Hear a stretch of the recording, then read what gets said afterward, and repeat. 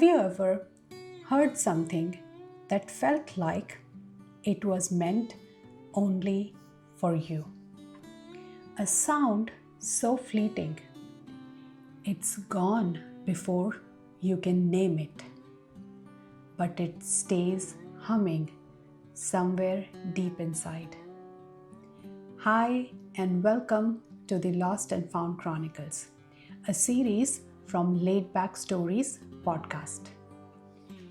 Here we follow the breadcrumbs of life and the moments that somehow find their way back. Little things we lose, the memories we misplace.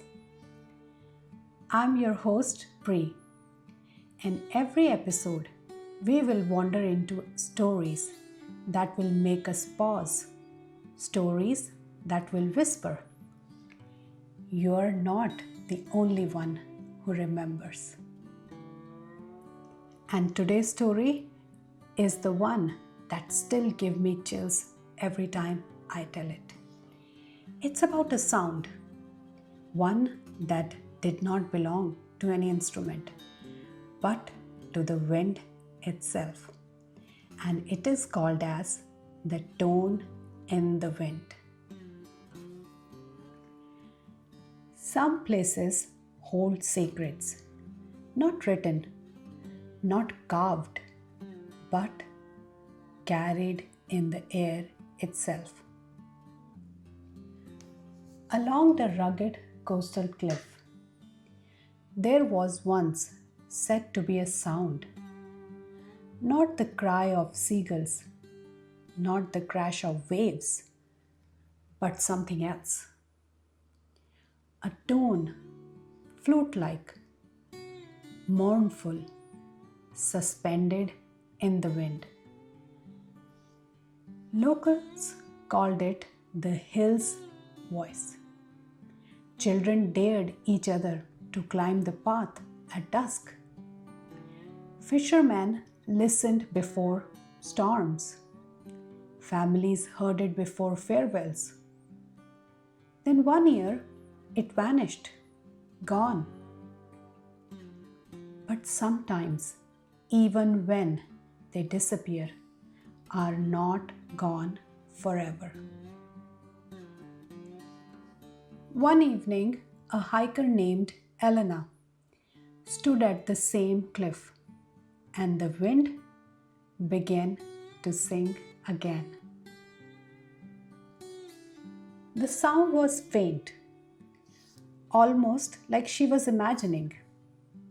Elena paused, listening harder, until the tone swelled, then faded like a sigh. She asked the townspeople about it. Most smiled. "That old legend," they said.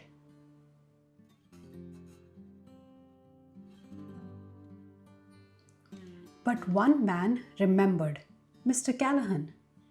He told her how, as boys, they would climb the cliff with lanterns, sitting in silence, waiting for the hill to hum. It wasn't haunting, it was holy. He said the tone always came before change, not to warn, but to witness. A storm, a departure, a wedding, a death. In 1980s, they built a new road through the cliff.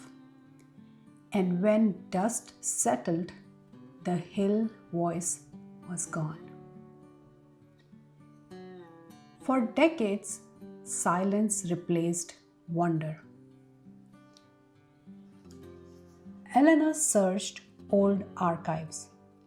She even met Marian, a retired teacher who kept her students' poem.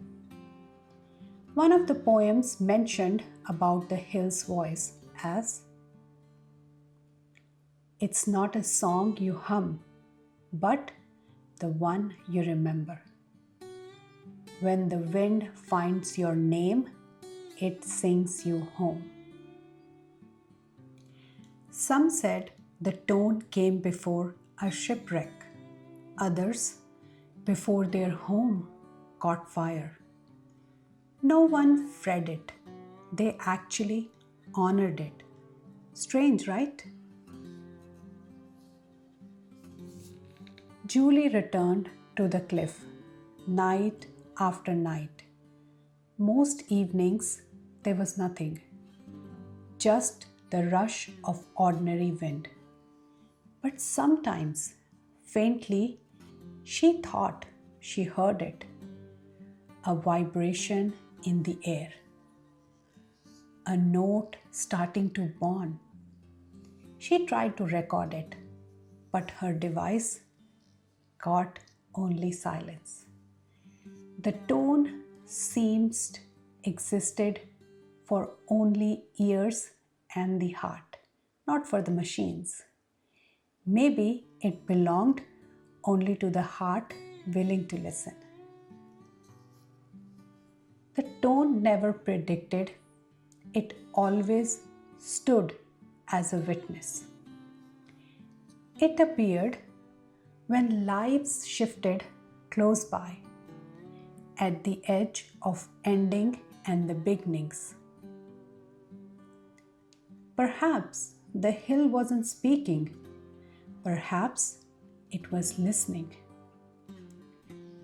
holding one endless journal to mark the changes in the rhythm of the world.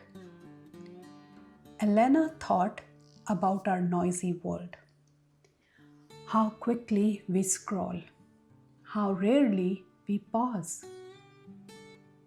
Maybe the hill's voice isn't lost. Maybe we just forgot how to listen. In archives, Elena found a notebook.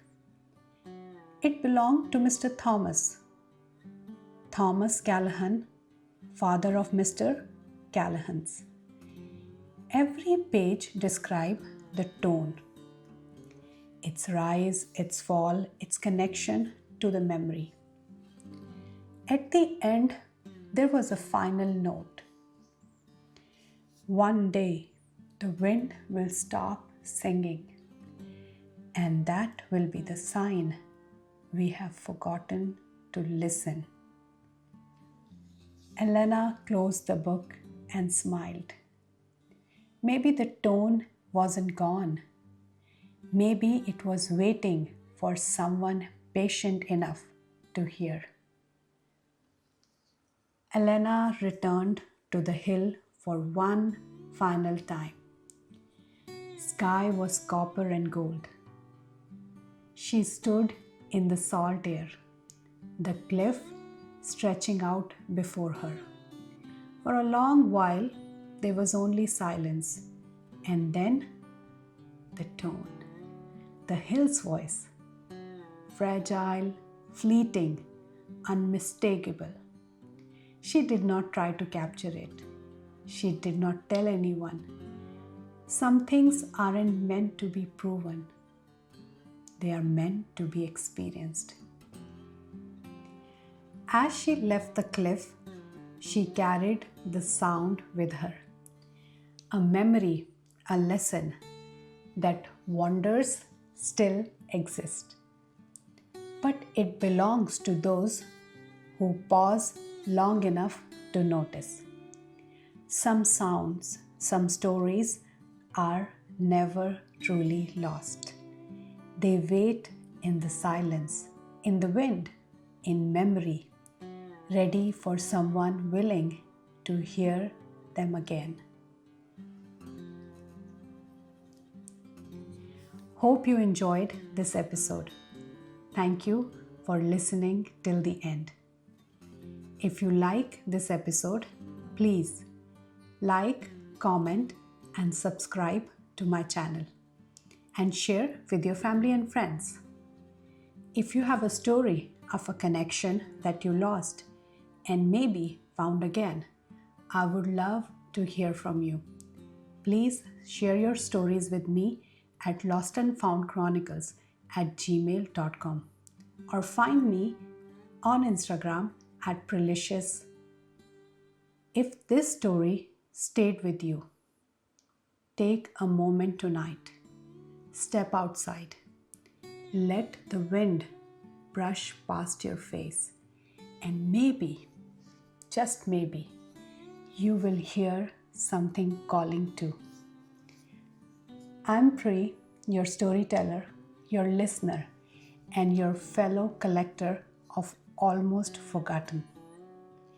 Until next time, pause often, breathe deeply, and stay a little laid back.